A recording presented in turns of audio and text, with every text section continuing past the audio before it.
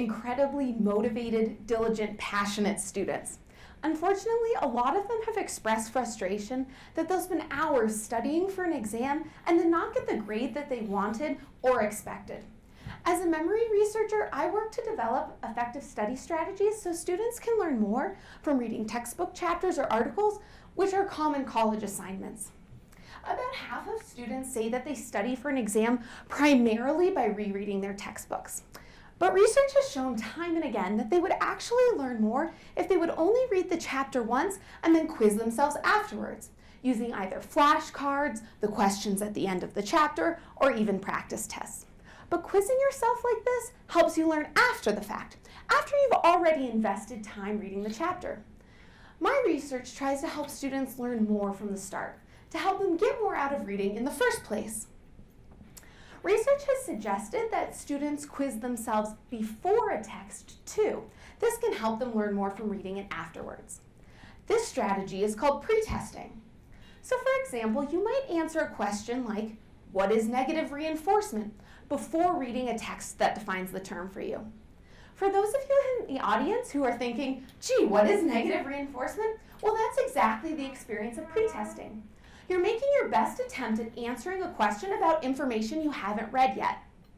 By the way, negative reinforcement is when humans or other animals learn to engage in a behavior to avoid punishment or discomfort.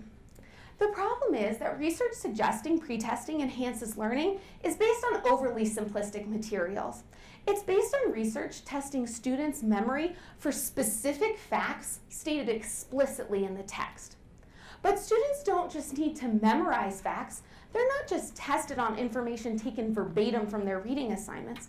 That is, students don't need to memorize the definition of negative reinforcement alone. They also need to understand it conceptually, so they can recognize examples of it, apply it in new situations, make inferences, and construct sound arguments based on the underlying principles.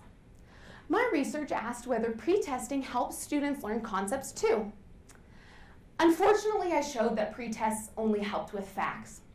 Students didn't understand the concepts any better when they had answered questions before reading a text than if they had just read the text alone. What had worked in the lab with simple materials had not worked with more realistic questions like students experience in their real classes. Thus, the recommendation that students use pre-testing was based on incomplete evidence. Memory researchers need to step outside the ivory tower and consider experiments using realistic materials. This is the only way we can give sound advice to our hardworking students. Thank you.